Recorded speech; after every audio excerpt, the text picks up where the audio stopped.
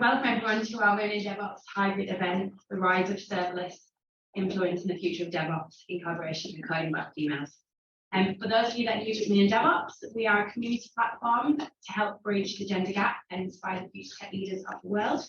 Our unique platform has become a global movement and is used to not only amplify the voices of women, but all minority groups within DevOps and tech, to break down the barriers and drive positive change. Women in DevOps is powered by Trust in Soda. We're a digital technology recruitment fund with a key mission to empower and build diverse communities that represent the digital world we live in. We recruit within a number of divisions in the tech space, working across data, design, marketing and sales, product management, and most importantly, DevOps. I'm thrilled to be joined by a panel of thought-leading experts to discuss the future of serverless computing and what this can mean for the DevOps professionals in years to come. Throughout the discussion today, we're going to conduct some polls that we'd love for you to participate in. I have had to turn the screen off quickly, only because otherwise our hands line by the light. But if you go to www.slido.com and put in the hashtag WID October, that should take you to the polls. There'll be a QR code as well that you can scan on your phone. We'll put up. I'll put it up in a second, but just so everyone's to set the agenda for the evening. So hopefully you've all got food, drinks. There'll be food and drinks afterwards. The panel discussion will be around an hour. We'll then do a live Q&A and then we'll wrap up with some drinks.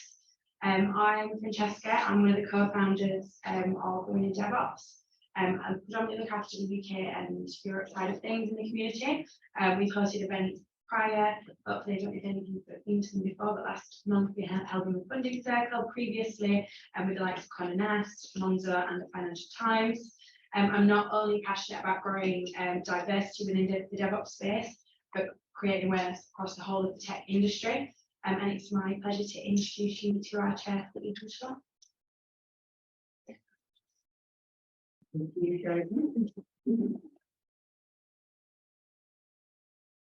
Thank you, thanks, Francesca. Hello and welcome everybody. I'm Siobhan and I'll be chairing our panel discussion this evening. I actually work with Coding by Females, who is delighted to partner with Women in DevOps for the second time on an event. Coding by Females, we are a tech non-profit. We are a community organisation that focuses on supporting Black women into roles in tech and also to thrive in their careers. We run various things such as training, bootcamps, and short courses, mentoring. We have services to help folks to find jobs, and we've supported women from career change into careers in tech. And we continue to do that. We have about 10,000 members, almost 10,000 members across the UK and other parts of the world. And I will hand over to our panelists to introduce themselves. Good evening. I'm Emmanuel. I am a DevOps engineer at Mental Group. I've been working with sort of cloud and especially serverless related things for the past 4 years. First as a consultant up in Scotland, before moving to my current role. Yeah, I'm happy to be with you tonight. Hi everyone, my name is Bimsola Ojo, or you can call me Sola. I'm currently a Cloud DevOps Manager at PwC. I started my cloud journey about 4 years ago, so I've moved around a lot. It's my third organization, working as a Cloud DevOps professional. So I started off in consulting, Accenture. I was there for about 3 years as a Cloud DevOps engineer. Built several solutions on the clouds. I've used serverless. I've used, virtual machines, built different solutions. And then I moved to industry banking, again, doing a lot of DevOps and DevSecOps roles. And now I'm back in consulting as a Cloud DevOps Advisory Manager at PwC. I'm really happy to be here. Hi everyone, my name is Kanisha and I'm a platform engineer at Slalom. I started my journey into tech yesterday, a year ago, and after 5 months of learning, I was able to secure a job at Slalom and continue my learning as well as put it into practice. So I'm happy to be here. Amazing. Thank you for being here. We're delighted to have you as well. The first thing I just wanted to kick off, so we do actually have a question for the audience as well. So we're going to launch a word cloud, and we'd just like to hear what you are most excited about when it comes to serverless. And I will also direct that question to the panel whilst we do. It's hashtag WID October, if you can't scan the code. So if you go to slido.com and then search for hashtag WID October. And maybe if we start with Regarding what I'm excited about with serverless, I think the endless opportunities that will come in the future.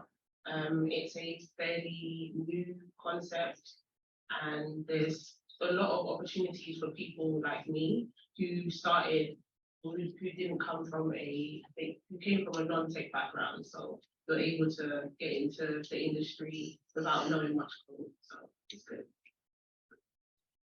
Yeah, I think for me, it's really around the fact that it's very affordable, it's scalable.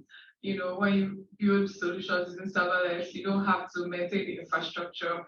As a DevOps engineer, like I'm going through the rigor of having to patch servers, like hundreds of servers, and having to apply patches on them, writing Ansible models to, you know, ensure that your operating system is up to date, and etc. You know, so but with serverless, like you just need to write the code. You know, you don't need to worry about the infrastructure behind it. So for me, I really like the fact that it's scalable, it's very versatile.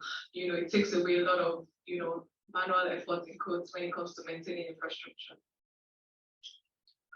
For me, kind of on the back of what Sola just said, it's more about the efficiency it brings. When you don't spend that time, you know, doing sort of routine and mundane tasks such as, you know, updating servers, AMIs if you're in the AWS world and things like that, it frees you up to sort of do more creative things that maybe kind of, you know, shorten your software development lifecycle. So things around, you know, your deployments, automation, stuff like that. So it really kind of, I really like serverless because it lets you really focus on sort of the end goal of what you're trying to do and not so much of, you know, the, I guess, noise around it. Thank you. And we've got a few responses from our audience as well. So we've got focus on the main task. I like that one. And we've got scalability a couple of times. We've also got efficiency and cost effectiveness. We've got a word possibilities, which is also quite a nice word. And we've got quick build for proof of concept apps. So really interesting to hear your responses there as well. Okay, so my first question here. So back in 2017, the serverless market was estimated at around $3 billion US. Now it's currently projected to reach $20 billion US by 2025. Clearly, it's an area of DevOps that is on the rise. And what are your initial thoughts as to why that's happening? So for me, I think serverless is on the rise because I think the main driving point on it is just the sort of lower barrier to entry. So it lowers how much stuff you need to know before you can kind of start developing solutions and being productive, you know, in the tech industry, as opposed to in the server world, you know, you'd have to sort of know so many sort of background things, how to log into servers, how to set those up before you can actually start deploying and building solutions. And alongside that, you know, you would always kind of have the training wheels on, because in a server world or in the sort of classic server world, you know, it's just much harder sort of managing permissions of, like, you know, you don't want someone making a mistake and changing something into your live application, for example, because, you know, a server is a server. But in serverless, you know, there's nothing stopping you from, you know, again, the AWS world, you can give them a sort of sandbox AWS account to go away and play with and, you know, get comfortable with things before they start actually applying it in the real world. So I think just based on that, you know, that obviously means that, you know, things are getting produced faster. There's more labor in the market because people are getting, you know, more conversant with it faster as well. And I think just based on that, you know, demand and supply are driving up, so the market drives them.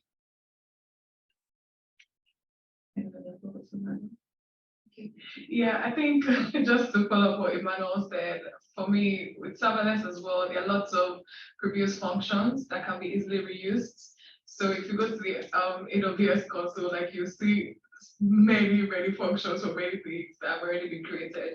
So you don't need to start from scratch when you're using serverless. You know, you can easily combine different models and then build your own unique solution from there. So it makes it very easy to use and reuse. It makes it very easy for people to also learn the skills as well, because you're focusing a lot on the building the application rather than having to maintain infrastructure. So for me, I really like this.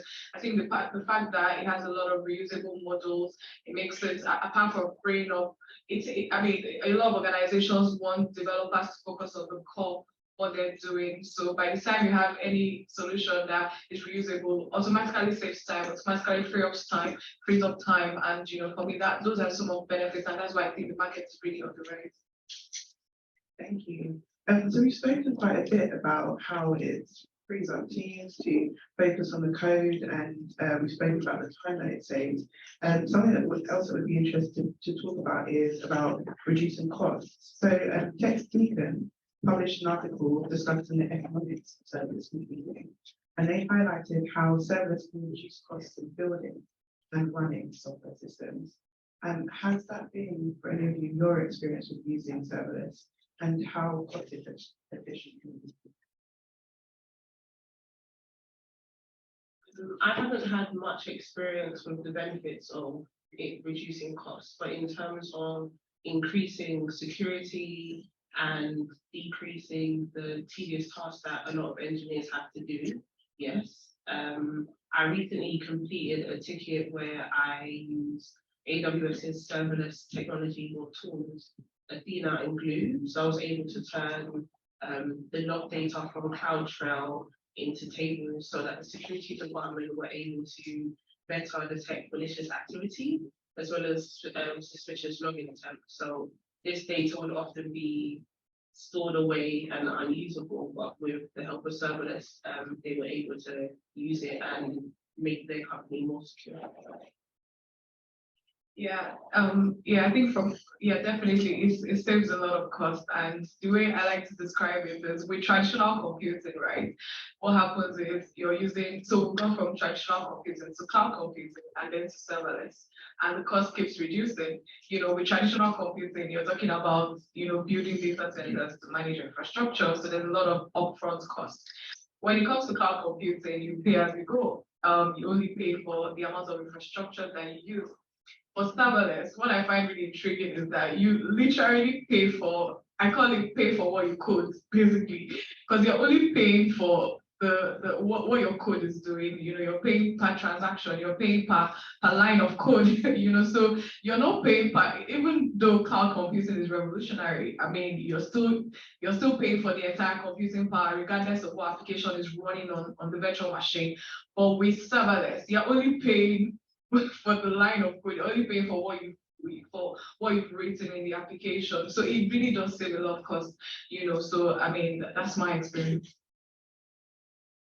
Just to sort of follow up on that, so just to take an example, right? So if you've got a server for a simple website and a server in a simple website that just says, hello, today is the 26th of October, or something like that. If you've got that on a virtual machine or a server like EC2, you are most likely going to pay for that to run, continuously, because you don't know when anyone would go to that website, right? And that's a running cost because you pay based on how long it's running effectively. So that's a standard cost. But when you compare it to using serverless or like Lambda, so if you build, a Lambda function to do the same thing with API gateway and DNS in front of it, what you have instead is that your Lambda function will only run when someone actually clicks into that website, and the time it's spent processing that person's click is what you pay for, as opposed to paying for something, in a month, you're talking about 744 hours times, I can't remember the cost, off the top of my head, but that's 744 hours. So let's even say if it was $1 an hour, that's that, compared to something that, again, using that website, it'll take, maximum half a second for it to process that. So just considering that difference, really, really shows you how much cost benefit there is. And there's also, again, the scalability of you're not worried about if multiple people are clicking on it or anything, because eventually on the server point of view, you'd have to think, right, it's getting slow because there's 200 users, so I need a second one to support it. and then your costs have doubled. Or in the Lambda, the maximum you'd have is still pretty much the same for the time, but it's just that maybe there's multiple running at the same time. So it's still always going to be a fraction. So I think that's where the strong sort of example of how cost saving and serverless can be fun. Yeah, I mean, really interesting, definitely, because that kind of, we hear a lot about this pay-as-you-go model, and that really kind of highlights that difference in terms of paying for what you're actually using and needing, as opposed to paying to keep something live all of the time. And even talking about cost efficiency, thinking about the time saving for the security team, that also has an impact, because that can have a massive cost non-benefit. I can't think of words at the moment, for a company that can have a massive impact. So one thing that I would really like to touch on, and the kind of using of following on from something that Confluent have described, who are a software company, and they've described that serverless works by being broken up into different functions. How can this benefit DevOps professionals, particularly those who are at the more junior level? So if I was to take that, it's just more around thinking about the different layers of an application, really. So for example, even if it's something very basic of, I want something that at midnight, it should send an email to my manager. You know, in a server, you'd have to configure a server, do everything with EMI or the operational parts of it, before you then write whatever scripts to send the actual email, and you're going to maintain that server continuously. Now, for someone junior, for example, you know, a company is not really going to just quickly allow you access to the whole server. And like I mentioned before, it's quite hard within a server to sort of break up permissions and things like that, because the idea is if you're on a server, more likely than not, you know, there's other damage you can possibly do. But in a serverless world, you know, you have, for example, in AWS, you have services dedicated to certain things. So if you're building that same or trying to solve that same problem about midnight, I want to do something, you've got something like AWS Event Bridge, which asks you, okay, what do you want me to trigger at this time or give me a time, you know, if it's every day at 12, if it's once a week, you just focus on that for Event Bridge. It also gives you a kind of clear boundary, so you can fully test that event to make sure that, right, this is doing exactly what I want.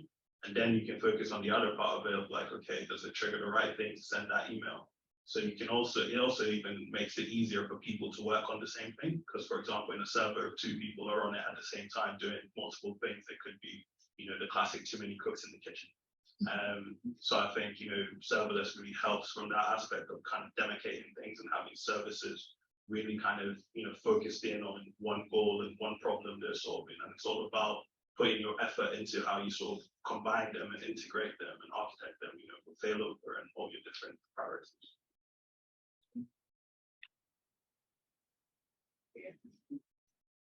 Okay, so we talked a bit about some of the benefits of serverless versus physical servers, and we talked a bit about kind of how that could be slightly easier for someone at a more junior level.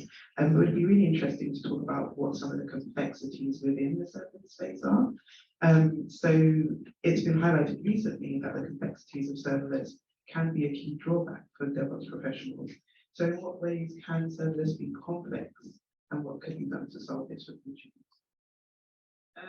So when I began using serverless, you usually go online on Stack Overflow, Google, and there was a lack of documentation. So it was very hard for me to actually understand or complete the ticket. After several pages, hours, I was able to figure it out. But I think that's the main issue as to why serverless is so complex. I think a lot of engineers are very skeptical about sharing what they are doing, but it would be very helpful if they were more transparent about how they're able to combat the issues when it comes to building software, as well as the fact that there's so many different serverless technologies out there. So it's very difficult to try and grasp what everyone is doing and learning. So yeah, those are the things. Yeah, I mean, I definitely agree. I feel like there's so many, and even with AWS, right? There's so many services, right? There's so many different options and how you can build and how you can architect. So sometimes it can get very confusing, you know. AWS services, like, for example, this is just an example, CloudTrail and CloudWatch, that's something that people mix up a lot with AWS services. And because they have so many services, and some of them actually have similar things. There are some, there are some services that can actually do the same things as other services. So I feel like just getting that combination right of exactly what you're trying to build, and you're thinking about cost as well, it can get very complex. So I think that's the reason why. But again, I feel like, when we have more people sharing their journey, what they're building and all of that, we can even begin to have more reusable integrations, right? So not just the modular functions right now. If you have a well-architected serverless framework, that has worked for your organization, you can easily share that, and people know that, okay, fine, she has used, AWS Guard Duty, and, she's used this CloudWatch here and this CloudTrail here, and she's built this particular system, and it works really fine. So I feel like the number of AWS services, the fact that there are many services that pretty much some of them actually have, very similar functions, it can really get confusing. But without education and sharing, we can beat that. Thank you. Really insightful. Thanks for sharing. So thinking about companies now and the adoption of serverless systems. So it's been found that 60% of companies that don't adopt serverless systems are predominantly concerned with how secure the model is. What are the current challenges relating to security and privacy in the rise of serverless? And can this impact the overall reliance of serverless for the future? So on that, I think a lot of, high percentage of like the problems people have on, the security front of serverless, I think it's part of perception. I think, naturally as human beings, we believe, the more we control, the more safe something is. So the fact that, when you had physical servers, for example, you had them in your office, for example, you looked after them, you knew everything about it. People felt more secure with that, as opposed to, when you have serverless, you don't even know where that code is really running. You don't know if there's always, people having fears of maybe it's being copied or something like that. So those are sort of the issues around it. And part of that is also, I think people just need to also kind of look at things like that and sort of feed that back into the development process. For example, in your code, you shouldn't have like sensitive data, like personal identifiable information, for example, like credit card numbers, things like that shouldn't be in your code. So that way you're not worried about where it's running. So I think those are things like that. Also, like AWS Lambda, for example, you have packages for like Python that are, sort of provided by AWS. Yes, obviously AWS is a trusted partner, but if you're being very cynical, you can say you don't really know what's in those packages. You don't know if the AWS SDK version you're using, for example, doesn't have any sort of malicious spyware in it or anything like that. So the security concerns in that point of view, but I think it's more about a control thing and more about focusing on, what you do control and trying to use that to sort of build safeguards around it.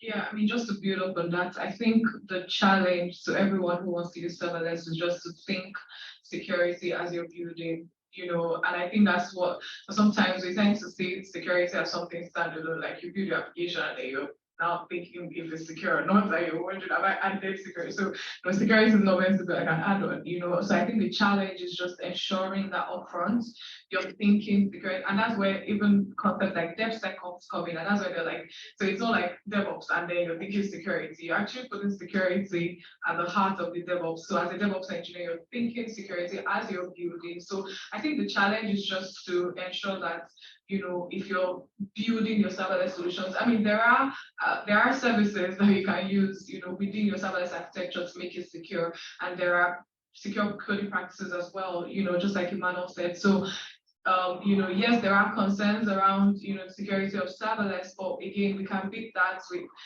ensuring that you're coding securely, how you're storing your passwords, you're maintaining best practices, all of these things. There are many trainings on security, there are many training courses and many different, policies around how you build your solution. So that's what I would say. Yes, there are concerns, but we can also beat that by thinking security as we build. So now a question that I'm actually interested to hear more about. I've not heard this tiptoeing term before. Could the complexities and tiptoeing approach to serverless have an effect on organizational culture? So, could you repeat that? Could the complexities and tiptoeing approach to serverless have an effect on organizational culture? Yeah, I think definitely. Because we live or we work in a space that is very dynamic.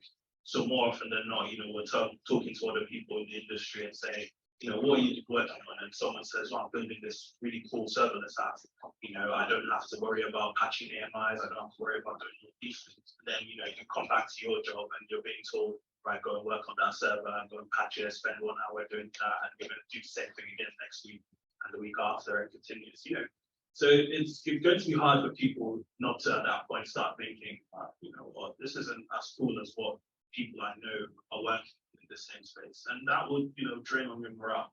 You're going to obviously most likely speak to your colleagues about that. That's going to bring them down as well. Junior people are going to come in. They're going to, we've talked about some of the problems about being junior and dealing with servers. They're going to come in. They're going to find it a bit difficult. They'll probably hear from their other friends who got jobs elsewhere about how we're doing cool stuff and we're already being productive. So ultimately, there's a big chance that the morale is just going to drop. And tech is something that I think you have to have an inherent passion for, because, there's going to be a lot of reading, a lot of testing, a lot of, probably failures, of like things don't work out the way you want initially and you have to keep on going. So you really need that sort of extra 5% of just that morale and that passion of like, I'm really invested in what I'm doing in this company. And when that's not there, because your company is tiptoeing and saying, this is too new, we don't want to do that, you end up with, what we've seen, which is a high sort of attrition rate in the tech industry of people, jumping ship to startups, for example, who are always, more kind of on the cutting edge of technology, because they are really trying to be, innovators and disruptors in the space.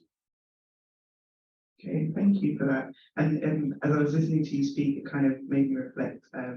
I'm someone who am a career changer. I moved into software engineering in 2018, not having come from that background. I think one of the biggest learning curves was that getting comfortable with failure. And I think one of the things I enjoy most about tech is that kind of being out of your comfort zone and knowing that you're learning all the time. Because it can be complex, it can be hard, and there are new things to learn, but just really liking that feeling of, or learning to like that feeling of, I'm not quite sure, but I'm going to try and I'm going to find out and then realize how much you can that way as well. Okay, so our next question, so thinking about the software development lifecycle, how has serverless impacted the overall software lifecycle, and what implications does this have on architectures that are being built? So I think with serverless, one of the things that we've talked about again is being able to sort of focus on reusable modules and things like that.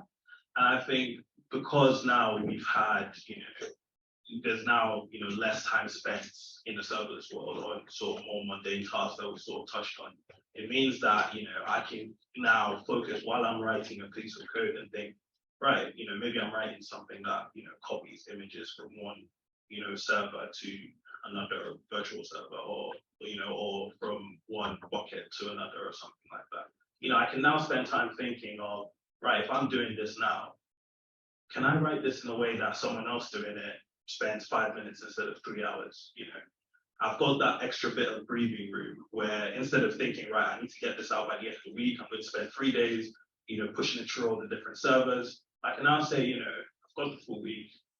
Maybe I should just, I don't know, use functions here, use this library here, write a library or something, for example, publish it, and make it a serverless library as part of a framework. And then someone else is using that, they just need to give it input and do the job for them. So I think from that point of view, again, it's kind of taking that time and that sort of time sink in those sort of tasks in, deployment and server maintenance and things like that, and being able to sort of channel that into your process to make it something that, every time you do a job, more often than not, you are making someone's job in the future easier. And again, we're talking about, people coming in, new to the industry, new to the company.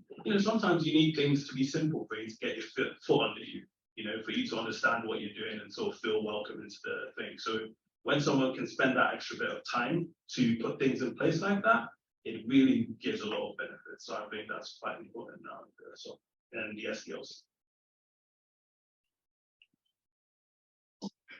I've noticed that as well, especially when using Terraform. Terraform Cloud, you're able to have modules, and a lot of us will create a module and then it will be able to be used in the future. So it's just as simple as copying and pasting the code and changing the IP address or the role on so that it suits what you're doing. So it's very helpful to make your tickets go very quickly, and instead of just repeating what someone else has done, it's there already. So you're just filling in the gaps that are necessary. Yeah. Thank you. So at this point, we'd actually like to hear a little bit from our audience. So we have our first of two polls. So we'll just switch to slide. Okay, so we've got a question here. So if you go to slido.com and put in the hashtag WID October again. And so the question here is, does your current organization give you time to upskill in areas on DevOps?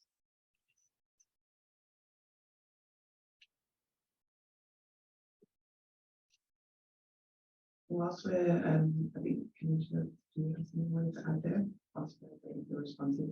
Yeah, so during my time at Slalom, we've been allowed every Friday, but we're allowed a half day to just do a bit on professional development. I'm not sure if that's the company, but that's mainly for people that started through the Build Academy, and that's been very helpful. I'm constantly doing different tickets, but it's good to have at the end of the week that I'm able to learn and just go over things that interest me. So I'm able to complete my certificates in that time. Fantastic. And very happy to see that we've got a lot more yeses than no's. So it does look like there is time being given by organizations, which is really good to hear. And we've got no and sometimes kind of invalid. Okay, great. So moving on to another question. So a recent tech consultant explained how there is a potential skills shortage in learning serverless computing. As a result, there are very few funded startups using serverless. In what ways, in your opinion, can organizations support their employees to upskill within the serverless space? I think through virtual classroom programs, so not everyone has the time to go into the office, that may be the case, or to attend these. So it's good that during like the work day you're able to attend a virtual classroom. Also interactive games. AWS have a skill builders game, which really helped me with getting my cloud computing practitioner's certification. So I was able to play the game and you're essentially navigating through the town, completing different tasks. So you'd be setting up a VPC or an EC2, and it's all in a game aspect, which is really good. Yeah, I think what I'll add to that is definitely a lot of organizations need to be open to actually investing in people. So there's a part of investing in people who are already in the organization, and there is also getting more people into the pipeline as well, So, and I know that there are lots of efforts around that. There's AWS Restart program and a couple of programs like that that basically train people from scratch and put them into jobs. So apart from that, I would say that organizations also need to be open to giving room for people to fail forward, because when you're learning on the job, you can't take away the part of failure, right? On the path to learning. And I feel like some organizations are just not patient enough. They want people, every organization wants experience hires, people that already know this thing. But I mean, it took a while for them to get there, so I feel like organizations need to be a lot more receptive to training people, giving them time to study, also allowing them to fail on the job, to learn and grow.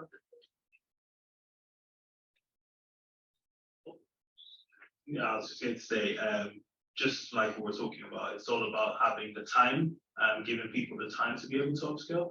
I think Kanisha mentioned, everyone has different ways of learning, right? So giving people that time means they can go and watch courses, or they could actually say, right, I don't know, I saw Dave or whoever on my team doing this last week. Can I try and do that, in my own space and see, if I fail, and have them check it and see, if that's something new skill I can get. So something like that is important, and sort of talked about, people being able to, fail, and that's all about creating a safe environment as well within your organization where it's okay to fail in the right circumstance. Create environments where people can, play with things and tear it down, like sort of sandbox environments that are, sort of ephemeral, that can just, go and come and no one really misses them. Because once people can do that in a very safe space, then, you kind of build a skill. I always say that when you've broken something, you remember it a lot more than when you've got it right. So when people have that opportunity to actually break something, and, there's no sort of that, pressure and timeline of like, you need to get it fixed, you just keep trying different things, and eventually you get it, almost like a sort of video game as well. I think that's how, people grow. So I think it's really about making sure that that sort of safe culture is built, and it's built into everything you sort of set up in your organization. Thank you. And that actually leads nicely into our second poll of the evening, which actually came up as a question sometime around the table last week. And I was quite curious to hear. I've been in environments where it was a very open learning culture, and it was quite easy to go to Dave and say, hey, could you sit with me for 5 minutes to talk through this thing? So curious to see, would you feel comfortable in that scenario? Would you feel confident in asking for feedback in your team? Or if you saw, in this example, do something, would you feel confident approaching someone in your team to say, hey, could you walk me through how you did that?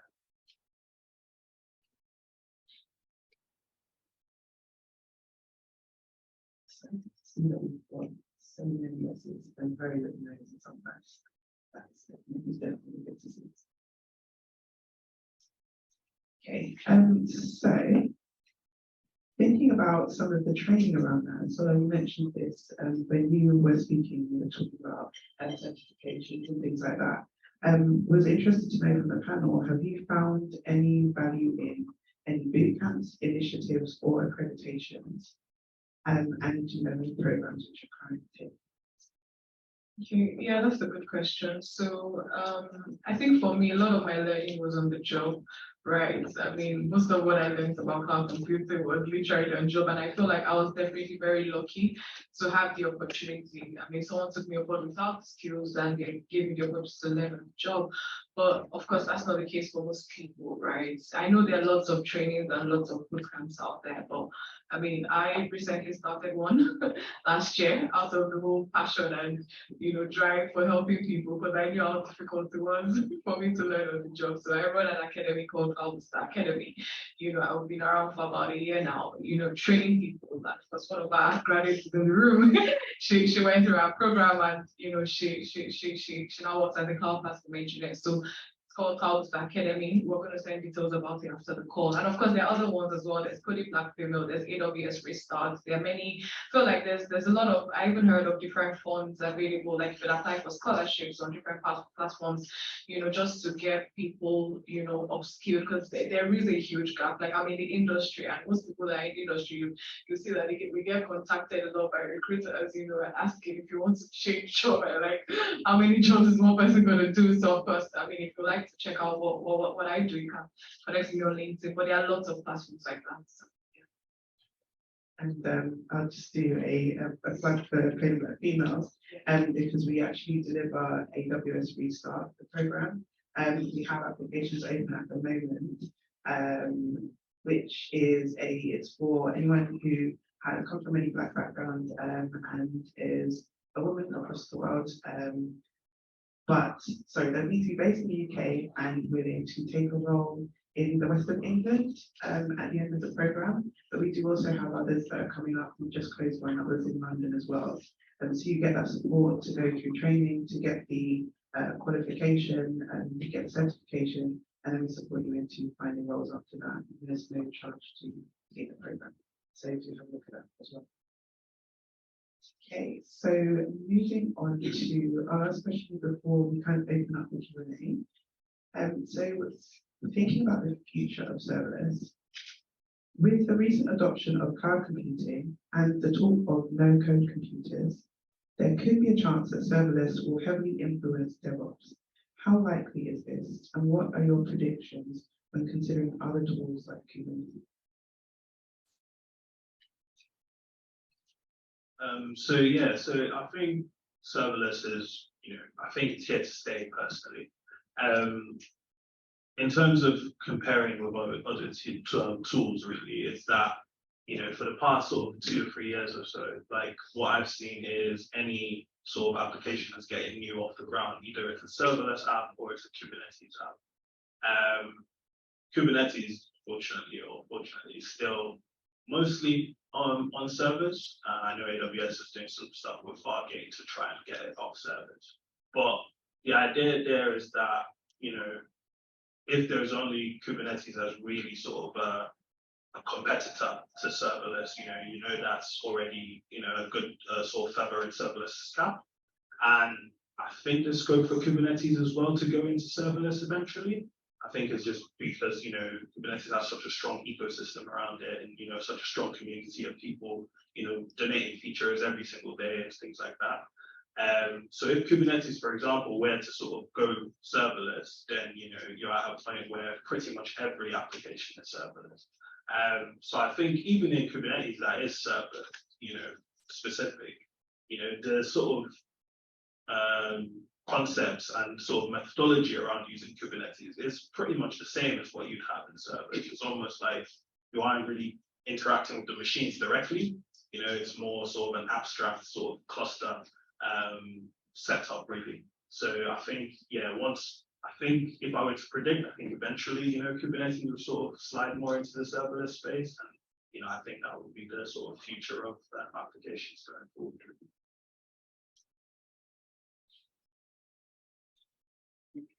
Yeah, I mean, I definitely agree. I feel like once there is a new technology and there's a lot of investment and, organizations tend to, and of course, people's concerns are being addressed. I mean, we talked about security issues, right? There's a solution to that.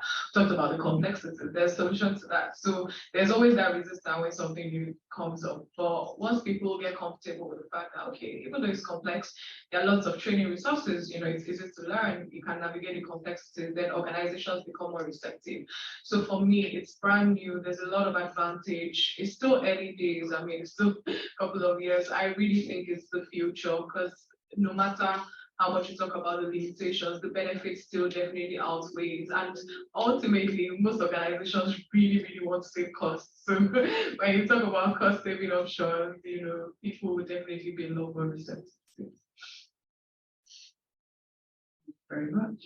Okay, so at this point, if there is anyone in our audience that has a question, so we've got a few that is great.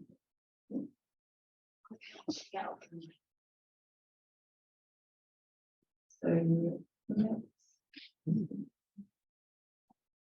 this is an interesting one. So we've got the one at the top. Do DevOps engineers need to learn to be software engineers in order to make the most of the automation potential of serverless functions? Yeah, I think, well, I didn't start out as a software developer, right? I just went straight into DevOps. I think the key thing is to be able to think as a developer, because as a software engineer or a software developer, you're solving problems, right? So you just want to have that analytical mind. You don't need to come from a dev background or need to, have been a developer before you go into DevOps. You can go into DevOps, but as a result of being a DevOps engineer, you will have to automate. You will need to eventually learn Python and all of that. If you are from a software development background, you may have an advantage because, of course, you're a couple of years ahead. But for me, I just went straight from mechanical engineering into DevOps. But of course, I had to learn coding on the way. And once you learn how to think like a software developer, you're naturally thinking about, okay, how can I make this process faster? How can I automate this? Once you've done something once, you don't want to do it again. You want to write a code that would, if anyone else needs to go through that process, they can just follow what you've done.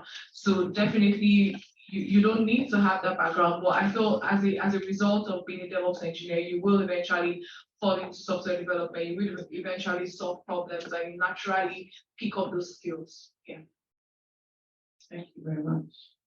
And so we have a question here, which a few of you are interested in. So how exactly does serverless work? Where is the infrastructure?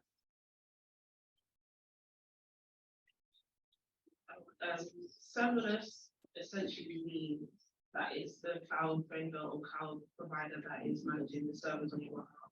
So that means that they manage the physical hardware, they have the data centers where the servers are being stored. You're just using it. And you don't have to actually manage or repair the servers. That's what the cloud provider does. That's essentially what it means. So technically, it's not serverless. You're just you're not managing the server.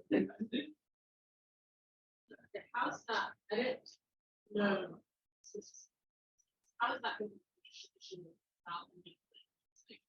Okay, just for those who are listening on the live stream, so you said, how is that different from having traditional physical service? Traditional Traditional cloud apologies.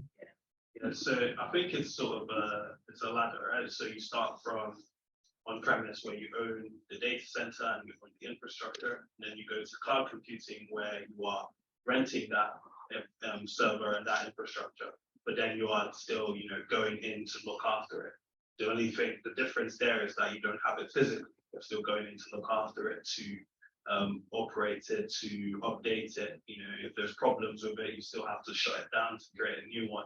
But when you go into serverless, you take it that one step further, and it's not just the physical anymore. It's that, those tasks are gone. All you're interested in is that I'm going to write this, I'm going to, deploy it, it's going to get onto a server somewhere, and, it's going to run. You don't have to think of, in the EC2 sense or in the natural VM sense, you don't have to think on how I need to log into the server to actually put my code on it and then run it. You're just thinking, I'm just going to finish this, click here, and it's going to run. And that's taken away from you. So it's just that sort of love. That's the question. Amazing. Thank you. And so our next question that we've got is, what have any of your managers done in the past to make you feel as though it's okay to fail?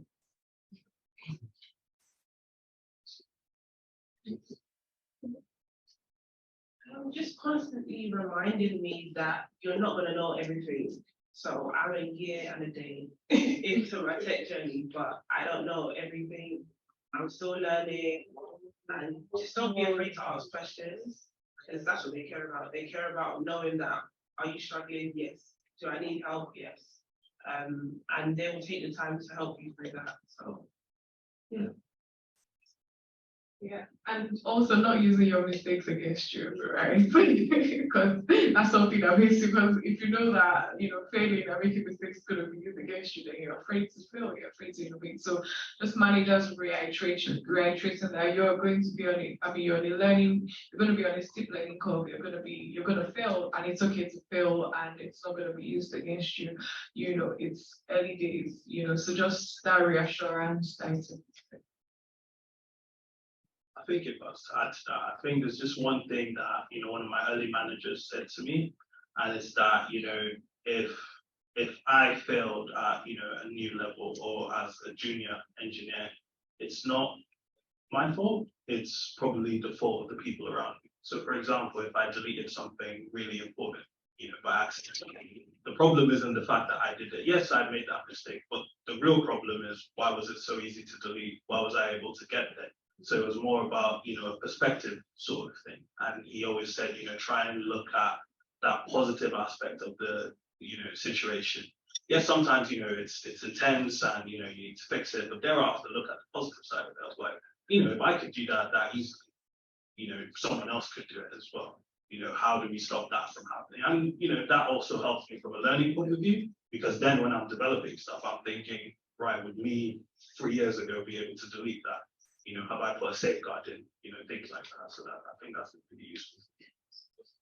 Yeah, so just to add on to that, I mean, this happened recently. My manager at work to, one of the things that he told me recently was that because I've been leading this migration project, and there's been lots of errors and mistakes and all of that. And he was like, when you're presenting it, just tell people that, I mean, if you tried it once and it worked well, then there was probably something wrong with it. Just clicking the button and everything just works fine. It means that, it means if that was actually what happened, it means that you probably missed out on something, right? But having those hurdles and those bottlenecks on the way, it also helps you to understand the nitty-gritty of the application you're building, nitty-gritty of all the systems you're working with, and what could potentially go wrong. So, I mean, now I become very suspicious when everything works out fine, because I'm like, oh my God, did I miss something? So yeah, just that. I do actually have a little to add to this. From my own experience, I think the two things for me around failure was one, when I was learning and came into an apprenticeship, I was doing testing and learning, especially with unit testing, writing a failing test first was really confronting, but actually got me comfortable with the concept of failing first and then figuring out how to make something work. And I think the second thing that was really impactful was being in an environment where people were comfortable saying, oh, it took me a while to understand this, or I still don't understand this, or I'm struggling with this thing. A really culture that's open to learning and to saying, I don't get it. That was also really helpful. So the next question that we've got a question here that says, many companies have legacy or monolithic applications and don't want to be vendorless. Do serverless and containers actually compete in the same space?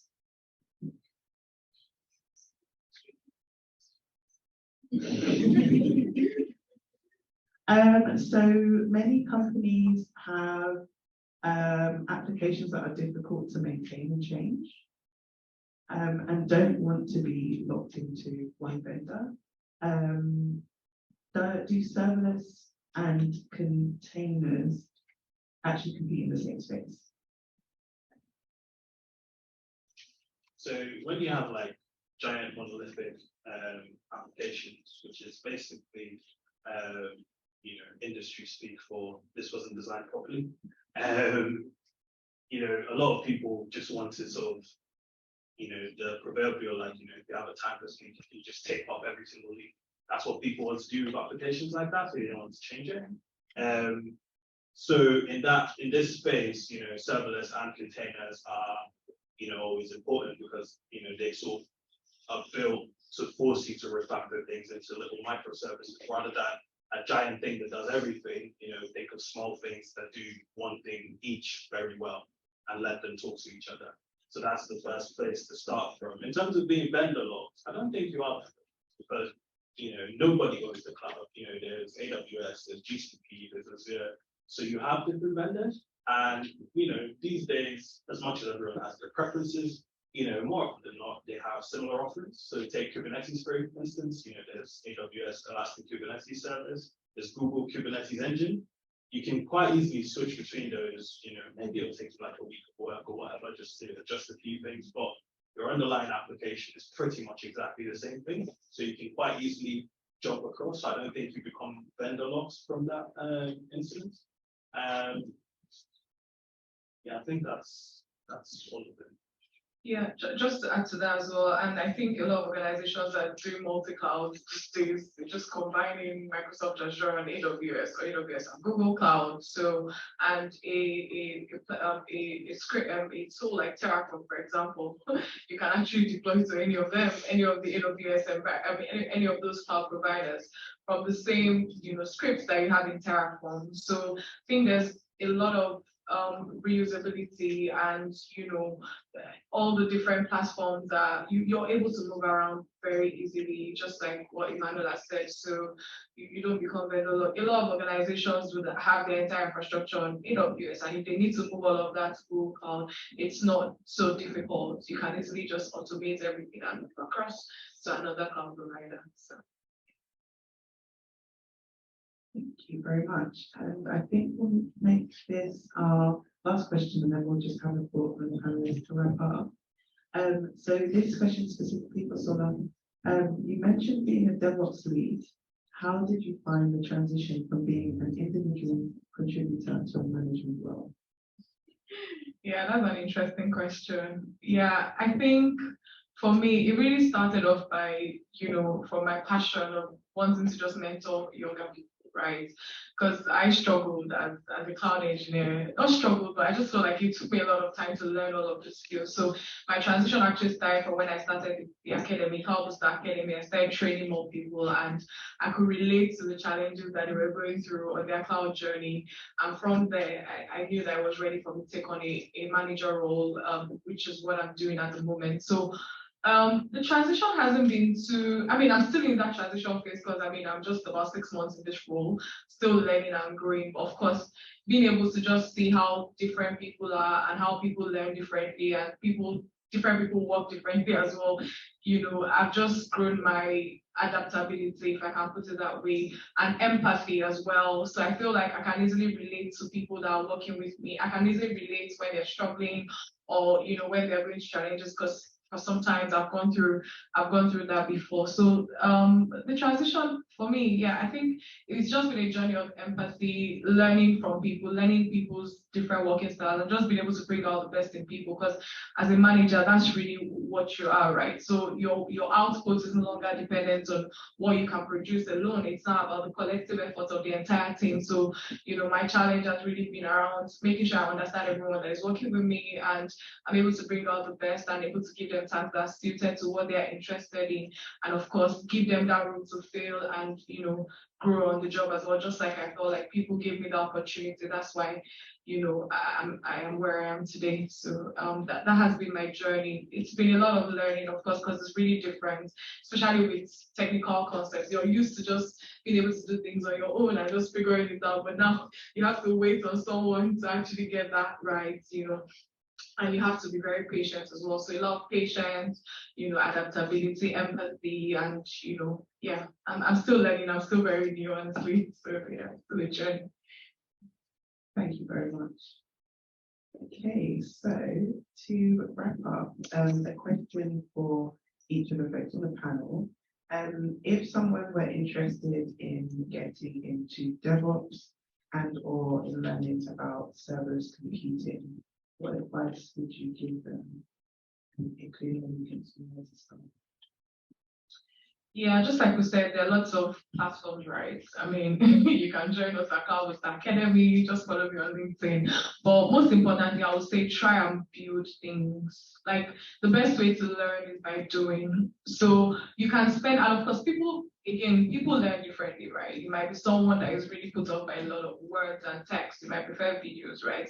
There are tons and tons of YouTube videos out there that talk about serverless. You can join a bootcamp if you prefer to learn with people. If you're someone that enjoys reading, there's lots and lots of documentation on AWS websites around, different serverless services, but most importantly, however you gain the information, either by reading, by learning from other people, make sure that you actually try things. Like you need to go into the AWS console and actually build something. Just don't be intimidated, honestly. Like especially with serverless, they're already, if you're starting out, you can literally just spin up something that someone has created already.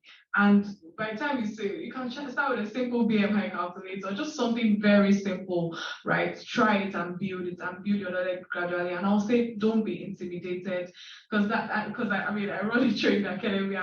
We always stress this because it can look very intimidating at the beginning, but once you think about the fact that there are many people who have gone on that same journey, there are people that have gone from non-tech backgrounds and have learned these things that will keep you going. And the final one is don't be afraid to fail. Things are not going to work. The journey to success is never a straight line. It's going to be, it's going to be with lots of turns. So just that persistence, that ability to stay through the problem and, not be discouraged. Those are the elements that you need to really get started in Serverless. Yeah, I agree with everything you said. I started out with QA, so I was working with them. And there's also good YouTubers as well. I think Tech Nana, she explains DevOps very well, Kubernetes, everything that we mentioned today. So yeah, definitely going online and having someone to assist you on a weekly basis helps. Yeah, I think just, those are, sort of the foundations. I think I also put forward going after a certification. So like, almost like AWS, all these things, Kubernetes, all these things have certification paths for a reason. I know some people don't like them because of the exams and stuff, but more often than not, you're learning quite a few things. And at the end of the day, if you're successful, you have a badge that you can kind of hang your hat on for a couple of years, and you know what you know. It really also helps to kind of build your confidence. That was something I found. When I was starting out, I was sort of 6 months in. I remember just always being second guessing myself. But when I had my first AWS certification, there was a bit of confidence that came with it. Of like, I felt like there was a bit more weight behind my words. Of like, I do know what I'm saying. It's silly because it's a piece of paper that says I knew AWS, but it did empower me in that way.